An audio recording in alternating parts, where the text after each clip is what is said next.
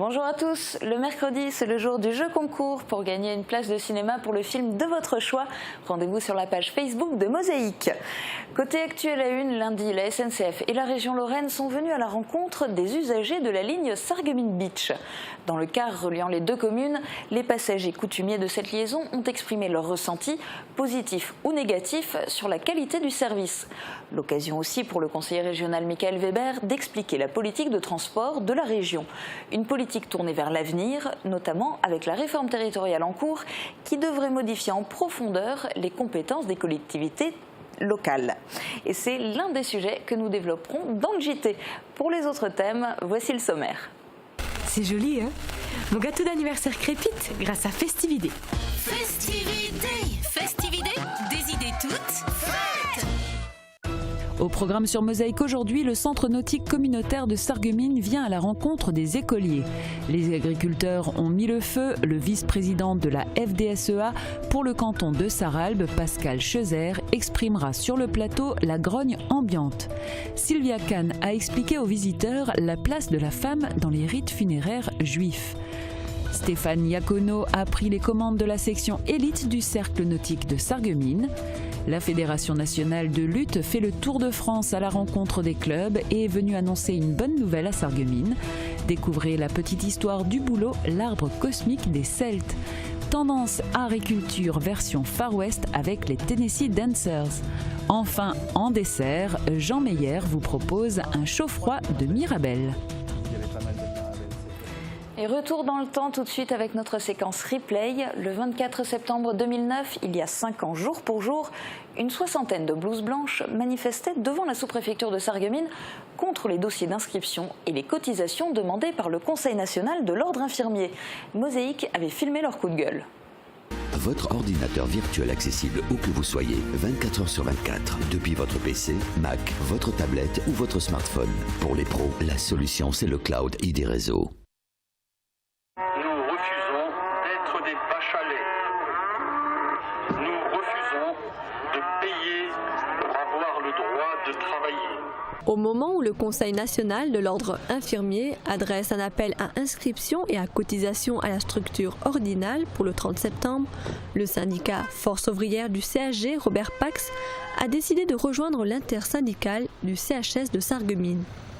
Partis en voiture du CHS, les 60 manifestants ont rejoint la rue Foch, rue de la sous-préfecture, pour marquer leur opposition à un ordre qui peut se justifier pour les infirmiers libéraux, mais pas pour les infirmiers hospitaliers. Les infirmiers hospitaliers n'ont pas eu gain de cause depuis la naissance de l'Ordre national des infirmiers en 2009 et des agences régionales de santé en 2010. L'exercice de la profession d'infirmier en France reste assujetti à l'inscription au tableau du Conseil départemental de l'Ordre. Y a-t-il une amélioration en revanche du côté de la météo? Sandrine Servino va vous donner la réponse. 7,6% des accidents du quotidien ont pour origine l'activité domestique. Assurance accident de la vie, la sécurité par tous les temps. Bonjour tout le monde! Pour demain, on observe une légère amélioration, mais le froid reste bien présent. Les passages nuageux dominent et s'accompagnent rarement de pluie fine le matin. Au fil des heures, les éclaircies s'élargissent et le soleil est de retour dans le courant de l'après-midi.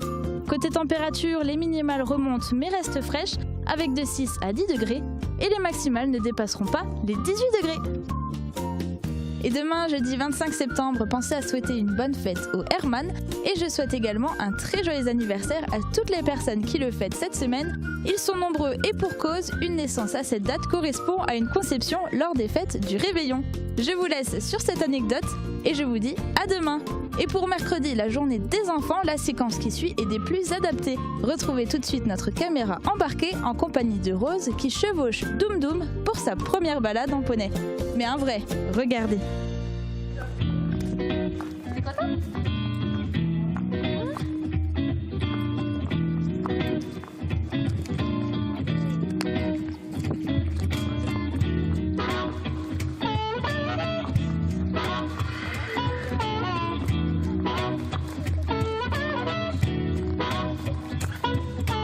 Everybody can understand the blue feeling of love shining on your soul.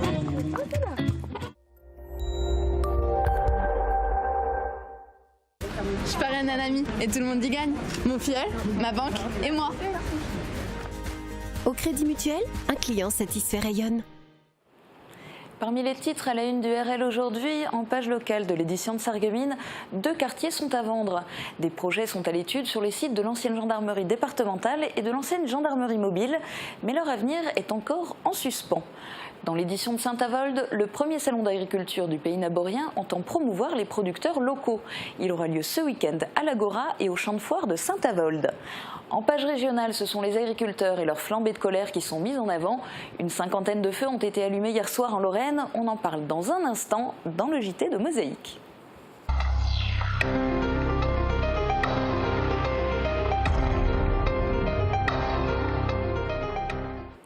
La ligne TER Sarreguemines Beach fait encore parler d'elle. Depuis son passage à la route aux dépens du rail, la liaison entre les 2 pôles de Moselle-Est fait l'objet d'une observation particulière, tant de la part des usagers que de la région.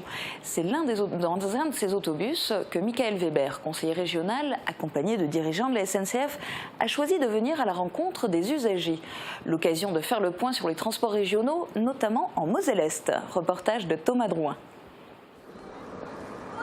Place de la Gare à Sarreguemines, 17h26, le bus à destination de Beach s'apprête à partir. Si les usagers ont petit à petit pris le pli de cette desserte routière remplaçant l'ancienne liaison par le rail, dans les médias et les débats d'actualité, ce remplacement des trains par des bus fait toujours parler de lui. Un transfert du rail vers la route assumé par le conseil régional qui appuie ses déclarations sur une fréquentation en hausse. La ligne TER routière Sarreguemines Beach a d'ailleurs été primée par le magazine Ville Rail et Transport. Je ne pense pas qu'on reviendra en arrière sur cette ligne Sarreguemines Beach. On avait jusqu'à présent effectivement une ligne ferrée qui ne donnait pas tout à fait satisfaction à cause de l'infrastructure et en termes de temps de parcours. Aujourd'hui, on constate que non seulement les clients sont restés fidèles à ce service de transport, mais qu'en plus on a pu gagner des nouveaux clients. À bord, le conseiller régional va à la rencontre de ceux qui vivent le trajet au quotidien. Lycéens, étudiants ou salariés, pour tous, l'usage des transports régionaux fait partie à part entière de leur journée. Les transports en commun se doivent en effet d'être au cœur des bassins de vie, un aspect qui gagnerait encore à être amélioré pour Michael Weber. La région n'a pas le droit, de par la loi SRU, d'instaurer un nouveau mode de transport. Elle ne peut intervenir que sur des transports ferrés ou sur des transports routiers en compensation de transports ferrés. Par contre, vous savez qu'il y a la réforme territoriale dont il est question aujourd'hui, et je pense que cette réforme territoriale doit nous permettre demain effectivement d'être plus efficace sur les transports, quels qu'ils soient, routiers, ferrés, à condition qu'il y ait un chef de file et qu'il y ait une collectivité qui effectivement stratégiquement dessine la politique des transports. Un rôle de collectivité organisatrice des transports qui reviendrait naturellement pour Michael Weber à la région, mais qui devrait s'organiser en coopération avec les transports urbains des métropoles et agglomérations. Il n'est pas sûr que les départements, et notamment la Moselle avec ses bus TEAM, soient sur la même longueur d'onde. Bonsoir.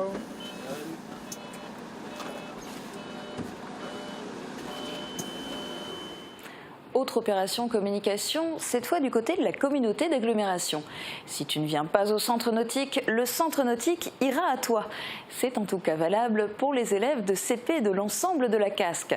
Exemple hier à l'école de Folperswiller, où des éducateurs du centre nautique communautaire ont présenté l'infrastructure ainsi que le cycle de natation scolaire. Reportage de Guillaume Dumonteil. Et surtout, n'oublie pas le bonnet de bain. Facile à mettre et anti-cheveux dans les yeux, tu peux toujours compter sur lui. À la piscine, il faut porter un bonnet de bain. Voici une règle d'hygiène à laquelle les élèves de CP et de CE1 de l'école de Folperswiller ont été sensibilisés. Entre autres consignes, ils ont également appris qu'avant d'entrer dans les bassins, il faut se doucher et utiliser le pédiluve, après avoir, préalablement bien sûr, laissé ses chaussures dans un casier. Une fois dans l'eau, il y a également des règles à respecter pour ne pas se mettre en danger. L'objectif de ce projet pédagogique est d'ailleurs le suivant. C'est de sécuriser l'enfant, donc lui permettre d'apprendre à se sauver dans l'eau sans contrainte, et c'est surtout l'aspect sécuritaire qui ressort du projet pédagogique pour qu'ensuite, quand ils intègrent le collège, ils puissent vraiment apprendre à nager. En plus de cette animation en classe, les élèves auront droit à une quinzaine de séances pratiques au centre nautique. C'est la première année que cette initiative est mise en place. La création du projet pédagogique, c'est avant tout un bilan, un état des lieux avec les intervenants de la natation scolaire, que ce soit les professeurs des écoles, le conseil pédagogique et les maîtres nageurs du centre nautique, par rapport à un réel manque de suivi pédagogique pour atteindre les objectifs mis en place par l'éducation nationale. Cette semaine, 6 éducateurs sportifs feront le tour des classes de CP des 26 communes de l'Agglo. Ils profitent de la fermeture du centre nautique communautaire pour effectuer ces visites. A noter d'ailleurs que les bassins rouvriront lundi. Alors dites-moi, qu'est-ce qu'ils font ces enfants? Pascal Chauzer, bonjour. Et merci beaucoup d'avoir quitté votre exploitation agricole pour me rejoindre sur ce plateau. On parlait de l'eau à l'instant. Chez les agriculteurs, c'est plutôt le feu. On le voit d'ailleurs sur ces images. Hier, dans toute la Lorraine, une cinquantaine de feux qui ont été allumés comme ça sur des ronds-points. Pourquoi cette action ? Oui, alors avant tout, bonjour. Donc, je tenais à vous remercier de m'avoir invité. Donc, ces actions d'hier ont quand même été fortement suivies par les agriculteurs. Elles dénoncent un classement qui est fait par l'État et les services de l'environnement sur les zones vulnérables. Et ce classement, il repose sur rien de sérieux, rien de fondé. Il est simplement une réponse à la condamnation de la France par l'Europe d'une condamnation qui date de 2007 pour insuffisance de zonage. Mais donc vous, ce que vous remettez en cause, c'est le classement donc, de 255 communes supplémentaires en Lorraine. Quel est l'impact? Qu'est-ce que ça change pour vous quand une commune se retrouve classée de cette manière-là? Pour nous, ça change beaucoup de choses. On a beaucoup d'enregistrements supplémentaires à faire. Dans les pratiques, ça ne change pas tant que ça. Il y a juste des contraintes d'enregistrement, de couvert des sols, etc. Mais économiquement, ça fait quand même lourd, plus tout le risque contrôle qui est lié. Mais par contre, pour revenir sur cette histoire de zonage, aujourd'hui, il est basé sur rien de correct, de fondé, quoi. Alors c'est quand même ce que la France appelle la nouvelle directive nitrate. Donc a priori, on pense nitrate, on pense pollution, et on se dit que votre action, c'est parce que vous voulez pouvoir continuer à polluer. Mais on ne pollue pas. Les pratiques agricoles ont tellement évolué. Il est vrai qu'on a du mal à expliquer ce qu'on fait. En 10 ans, c'est pas dur. Il suffit de voir les communes qui sont classées en zone vulnérable, les taux de nitrate ont baissé. Certaines communes sont largement sous les seuils. Pour autant, on ne les sort pas de la zone vulnérable. C'est aberrant, alors que les pratiques ont tellement évolué. On est clean, on est droit, mais pour autant, on continue à nous laisser le bâton. Alors concrètement, vous voulez quoi? Que ces zonages soient faits de manière différente ou... Il faut revoir complètement la classification. Il faut le faire en fonction effectivement des taux de nitrate présents, s'il y en a, s'il y a eutrophisation, etc. Et si nos pratiques doivent évoluer, on ne peut pas le faire tout seul. Parce qu'en élevage, c'est déjà tellement tendu. Il suffit de voir les revenus chaque année. Le revenu d'un éleveur, si demain il doit doubler sa capacité de stockage d'effluents, il n'y arrivera pas. Il y en a encore beaucoup qui vont baisser les bras. Alors là, on voit surtout les images de feu. Donc ça, hier soir à Rémerin, mais je le disais, il y en a eu partout dans toute la Lorraine. Est-ce qu'on peut imaginer que ça dégénère, que ça prenne des proportions comme ce qui a été le cas le week-end dernier en Bretagne? On va essayer d'éviter. C'est regrettable ce qui est arrivé en Bretagne. Par contre, en Bretagne, ça fait longtemps que les représentants des agriculteurs interpellaient le gouvernement sur la situation qui ne va plus. Forcément, un jour, on arrive à l'extrême, quoi. Donc, a priori, on ne devrait pas en arriver là. Vous êtes optimiste pour l'avenir de l'agriculture ici, dans le secteur de Moselle-Est ? Il y a toujours eu de l'agriculture, il en faudra toujours, il faudra toujours manger. Maintenant, tout change, tout évolue. On s'adaptera.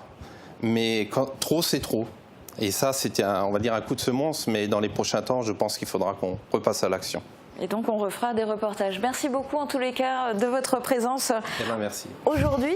Alors l'enchaînement il est peut-être malheureux parce qu'il ne s'agit pas du tout d'enterrer l'agriculture, mais direction maintenant le cimetière juif de Frauenberg. C'est une visite à la croisée des chemins entre les journées du patrimoine et les journées européennes de la culture et du patrimoine juif que nous vous proposons. La guide nous éclaire sur la place des femmes et le sens des sépultures. Reportage de Fatma Othey et Jean Birkel. La pluie battante n'entache pas la curiosité. Il suffit d'être bien équipé pour suivre Sylvia Kahn dans cette visite du cimetière israélite de Frauenberg. Au programme, des explications détaillées sur l'organisation et l'ornementation des sépultures. L'idée est de mettre en lumière la place des femmes. J'ai essayé de montrer un peu les particularités des tombes de femmes, dans la mesure où il y a un certain nombre de symboles qui sont typiquement masculins, donc on ne retrouvera jamais sur une tombe de femme. Et ensuite, il y a une façon particulière de traiter les femmes, parce qu'on essaye surtout de mettre en évidence la douceur, la tendresse, la féminité, la maternité, cela soit à travers des textes, soit à travers des décors. Souvent plus sobres que les tombes d'hommes, qui s'érigent parfois en véritables monuments, les tombes de femmes sont également placées à l'écart de l'époux. Une pratique fréquente jusqu'au début du XXe siècle. Aujourd'hui, bien sûr, il y a une plus grande sobriété dans les pierres tombales. Il n'empêche qu'on retrouve encore les mains de Kohanim, les aiguillères de Lévite, c'est-à-dire donc lorsque l'époux est Cohen ou Lévite, on remet donc ce symbole sur les tombes, même si les épouses sont enterrées à côté. La couronne de Torah était sur sa tête, en Dieu vivant s'est attachée son âme, il apporta à son peuple un bon enseignement, sa parole soutint les mains affaiblies et les genoux chancelants. Si les monuments funéraires sont plus sobres aujourd'hui, quel que soit le défunt, ils rappellent encore souvent les spécificités visant à distinguer les différentes familles présentes dans le judaïsme. Au nombre de 12, leur titre ne se transmet que de père en fils, laissant là encore la femme en retrait.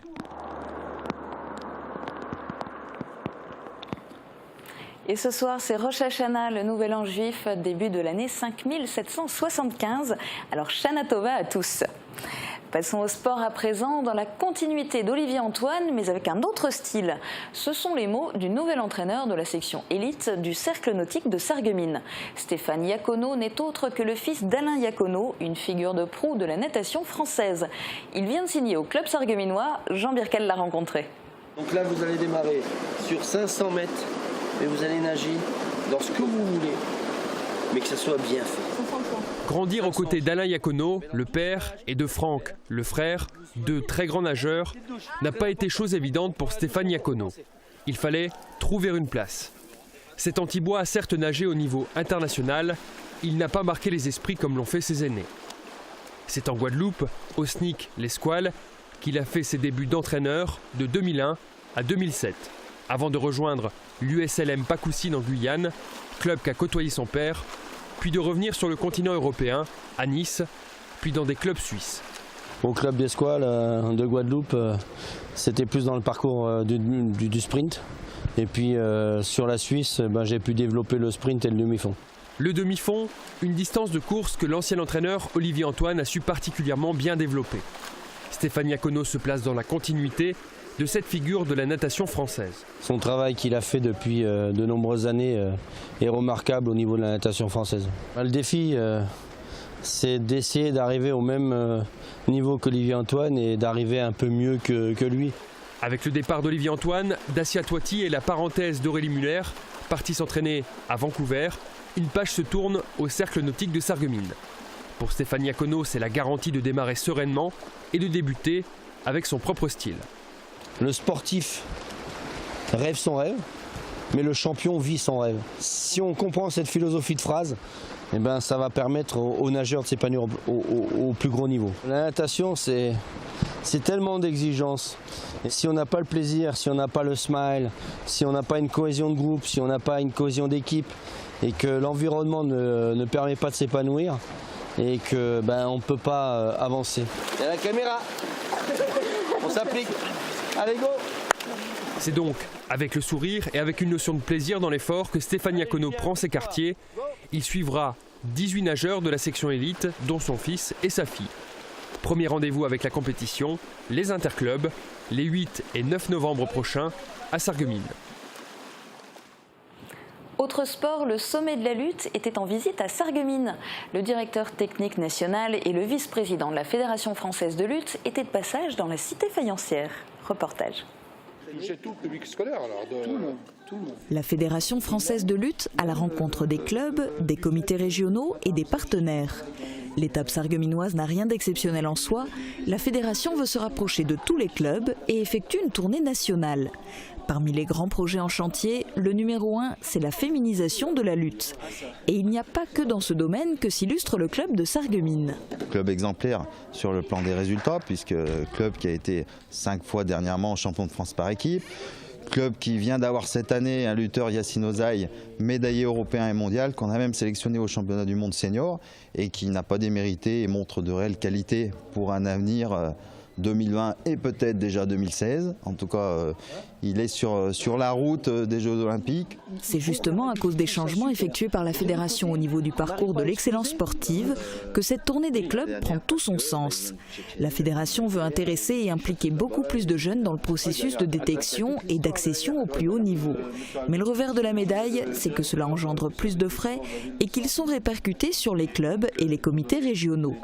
La bonne nouvelle, c'est que le club de Sarreguemines va bientôt obtenir une reconnaissance nationale avec le statut de club élite, ce qui va lui permettre d'être éligible à des financements de l'État et de la Fédération française de lutte. Des coups de pouce qui étaient jusque-là réservés au pôle France et qui vont désormais permettre au club de lutte de Sarreguemines d'entrevoir son avenir financier de manière un peu plus sereine. À ce niveau-là. Tu vois, par exemple, ce que vous faites. Et notez déjà la date, samedi 25 octobre aura lieu la première journée du championnat de première division. Les Sarregueminois lutteront à domicile. Autre annonce de compétition à effet immédiat, avis aux amateurs de tennis, Hugo Schott entre en piste. Le jeune Sarregueminois est invité au tournoi futur organisé du 20 au 28 septembre par l'AS Sarreguemines Tennis. Hugo jouera ce soir après 18h sur les cours de la Blise. C'est la fin de l'actu pour aujourd'hui. Je vous retrouve juste après la page de pub pour une petite histoire d'arbre, une séquence tendance Far West et une recette gourmande.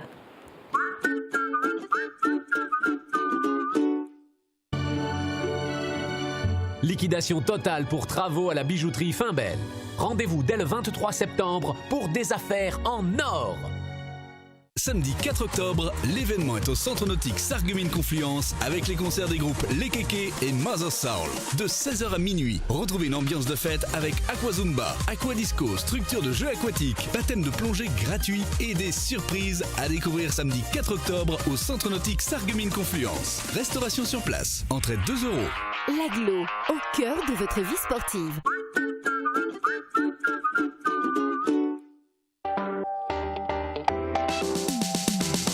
Au programme demain sur Mosaïque, des travaux de maintenance sont en cours au niveau du barrage qui jouxte l'écluse de Gunningen. L'écluse est fermée depuis le 15 septembre et ce jusqu'au 2 octobre. Et puis, nous retrouverons notre joyeuse plate-bande.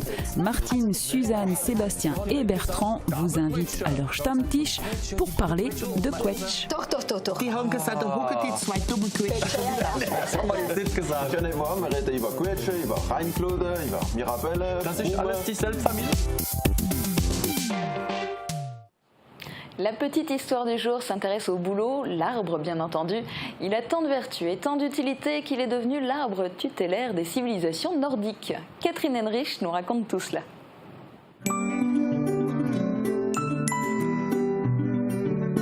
FBS, du bon temps par tous les temps.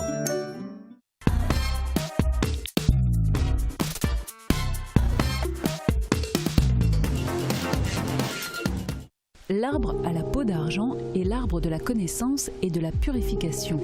Il est l'arbre cosmique des Celtes, celui qui aurait engendré l'univers, les hommes et les dieux. Arbre pionnier par excellence, le bouleau est toujours le premier à s'installer, sur un talus, dans la lande et dans les endroits les plus froids et hostiles de la planète. Très présent en Russie, certains malgré nous prisonniers à Tambov ont nourri une véritable phobie du bouleau, pourtant si vénéré par les civilisations nordiques tant il leur est utile au quotidien. Berceau, linceul, remède ou torche, avec le bouleau, il y a du boulot. Et on part maintenant à l'autre bout du monde avec les Tennessee Dancers de Woestviller. C'est une association de 80 membres et une seule passion, la danse country. Aline Cirillo, la présidente du club et animatrice des cours, a accueilli Thomas Drouin dans le gymnase rue du Stade pour lui parler de ce type de danse en pleine expansion dans le secteur. Avec Firsch Menuiserie, votre maison devient tendance.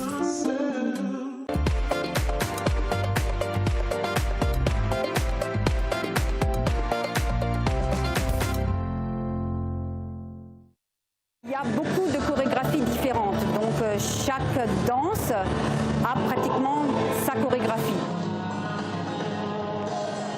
Moi, j'ai atterri vers la danse country surtout vis-à-vis de mes chevaux. J'avais donc des chevaux et dans le monde équestre, donc le côté cow-boy, tout ça et tout ce qui est un peu texan, ça me plaisait beaucoup. Et puis de les voir tous danser en ligne et faire du bruit avec leur Santiago et tout, c'est vraiment un truc qui m'avait beaucoup plu.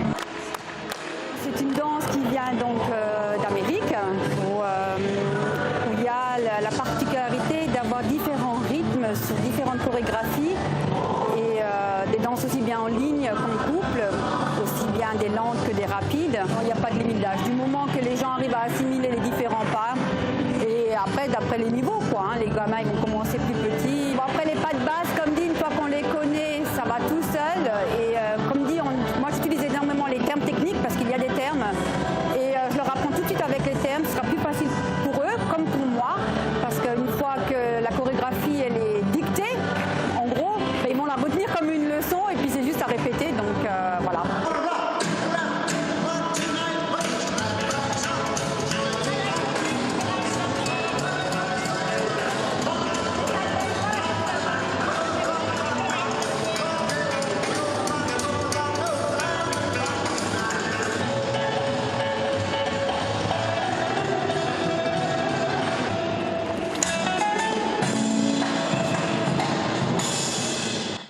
Direction Calouse à présent, Jean Maillard nous accueille une dernière fois dans sa cuisine pour le dessert, une douceur de saison qui va conclure avec goût le menu de la semaine.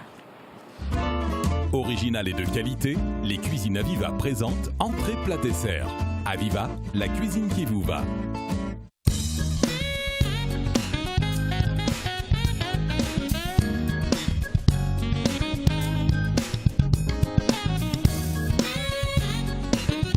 Bonjour à tous. Le dessert aujourd'hui sera un chaud-froid de Mirabelle. Il y avait pas mal de Mirabelle cette année.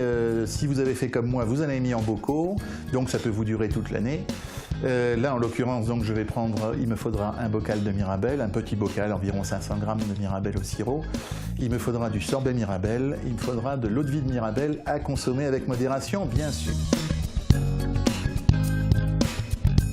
La recette est toute simple, vous allez dans une poêle faire chauffer vos mirabelles au sirop, les faire bouillir et pratiquement réduire le bouillon, enfin le sirop pardon, à assez épais, qu'il devienne presque du caramel.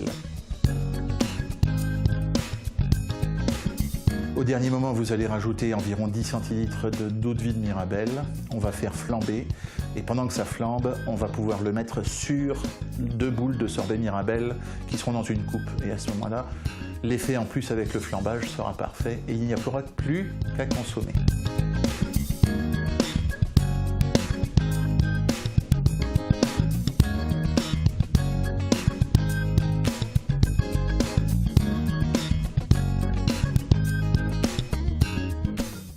Bon appétit, bien entendu. Et n'hésitez pas vous aussi à inviter les caméras de Mosaïque dans votre cuisine pour un menu complet. Appelez-nous et on sera ravis de venir filmer votre menu de la semaine. C'est la fin de cette émission. Très bonne journée à tous. À bientôt.